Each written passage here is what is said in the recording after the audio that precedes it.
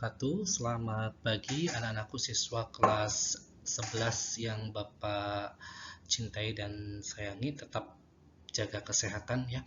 Baik, pada pertemuan kali ini Bapak akan menerangkan mengenai tentang tema menilai karya melalui resensi ya. Tujuan pembelajarannya melalui pemahaman bacaan kalian mampu mengidentifikasi unsur-unsur resensi dari dua karya yang berbeda dengan tepat dengan sikap kritis, kreatif, penuh rasa ingin tahu dan tanggung jawab. Ya. Jadi pada pertemuan kali ini kalian akan belajar mengenai tentang resensi. Ya.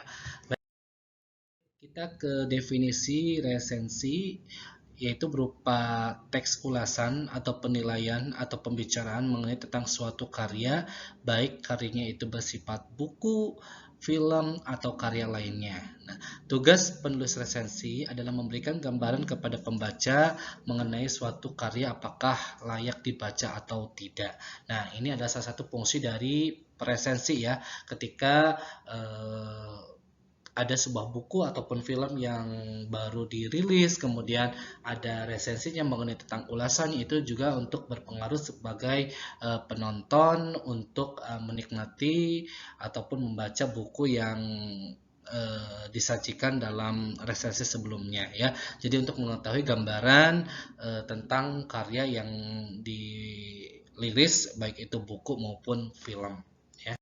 Nah, unsur-unsur resensi pada dasarnya adalah yang pertama adalah harus ada judul resensi ya.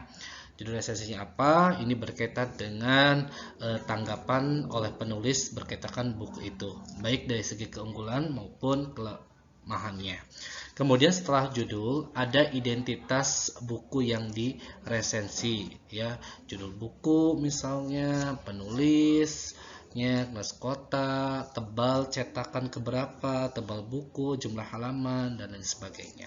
Kemudian ada pendahuluan, ini berupa paragraf yang memperkenalkan tentang pengarang dan tujuan pengarang buku dan lain sebagainya. Ya, kemudian ada inti resensi, ada keunggulan buku yang disajikan dan kekurangan buku secara eksplisit ya, dan terakhir adalah berupa penutup ataupun simpulan. Nah, kerangka resensi yang pertama adalah judul resensi. Nah, judul resensi tentunya harus menarik ya, karena supaya penonton ataupun pembaca itu tertarik dengan buku yang ataupun film yang baru saja dirilis ya. Nah, tentunya judul buku harus mencakup keseluruhan isi dari buku ataupun film yang ditayangkan atau yang baru saja dirilis. Kemudian ada identitas buku ya, terkait dengan judul bukunya apa, nama pengarangnya siapa, penerbitnya, serta cetakan atau prosedurnya, kemudian tahun terbit, jumlah halaman, dan biasanya juga harga, karena untuk menginformasikan harga buku yang tentunya dapat dimiliki oleh segenap masyarakat. Kemudian ada kalimat pembuka resensi, ini berisi tentang pembahasan tentang pengarang atau karyanya, atau bisa sinopsis buku tersebut ya, seperti itu. Kemudian ada isi ya, berupa tentang sinopsis ya, keunggulan, kelemahan buku ya, dan ulasan singkat mengenai tentang isinya. Kemudian penutup berisi tentang simpulan buku tersebut. Tentunya penting untuk dibaca dan mengapa buku itu harus dimiliki dan sebagainya.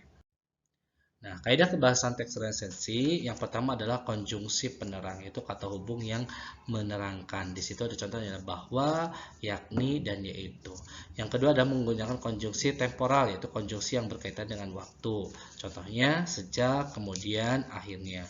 Menggunakan konjungsi penyebaban seperti karena, sebab, oleh sebab itu, oleh karena itu, dan lain sebagainya ya.